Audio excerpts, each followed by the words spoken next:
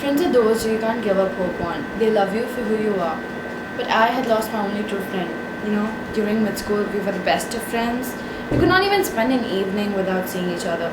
She was like the one who was there for me always, throughout my good and bad times. It was nice having someone you could trust and you could be yourself without pretending to be someone you're not. We loved each other for who we were and we promised never leave each other. And I was so not grateful. I did not deserve to have a friend like her. But then high school, it changed everything. I wanted to be a part of the popular group. You know those three typical popular girls in school that every girl wants to be like? I wanted fame and I wanted it real bad. The only way was to hang out with them. Teenage, right? It gave me the sudden urge to become popular and I would do anything for it.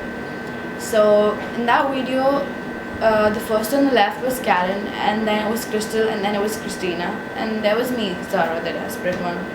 Soon, Femina was a girl in the school that everyone would bully. I lost contact with her because she was like this outcast. Nobody really liked her in my group. So at times, I even helped them in hurting her. Once this incident happened at school, sure, I did feel bad deep inside, but I had to go with the flow. I mean, it was not easy seeing someone who was so close to you getting mentally and physically tortured like that. I couldn't bear it, but I would, because like I told you, I would do anything for it. So one day they wanted to have some fun, and since she was their target, they decided to pull the prank on her. She was at the cafeteria, she was returning with her already filled tray to her usual seat, and that's when it happened. They purposely tapped her tray, and boom, the food was on the floor. I know that was like really mean, but yeah, whatever. We were supposed to be mean and gorgeous because that's the way we roll. So yeah, later that day, Christian, she went outside to attend a call, but then she also loved it and she found it very amusing to bully Femina. And as soon as Femina was tired of fussing over the cafe scene, she ran outside, not able to control herself anymore. And as Christian was already out, she purposely tripped her. Oh, how much they loved bullying. And it was just as much as they loved fame. They wouldn't spare any chance they got. And I decided I couldn't take it anymore. I wanted to console her. I wanted to be there for her the way she did. So I acted mean for Tristan for doing what she did. I mean, come on, there was a limit for everything. Later, I decided I'll have to keep it all in me. I can't let them see the sympathy I felt for Femina. And that would just create a barrier between me and fame. And I couldn't let that happen. It was too much to give up for. Me being the selfish one I am, I decided to leave it the way it was.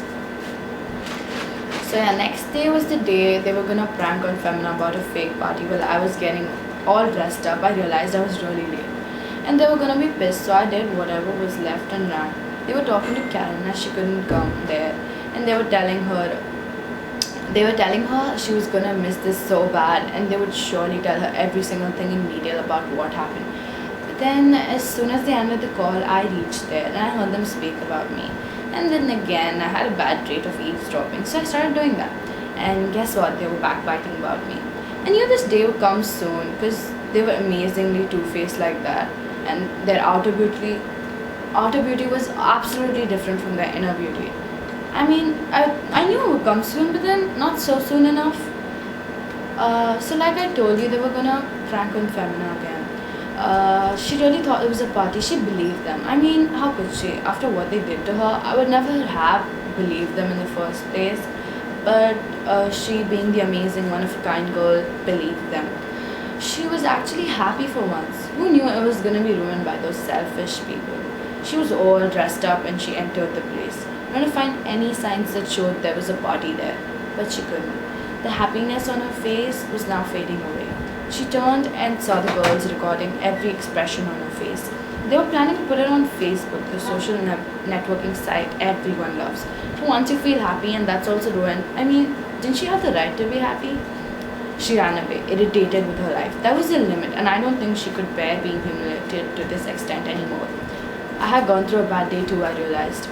I didn't have to lose everything good I had for popularity.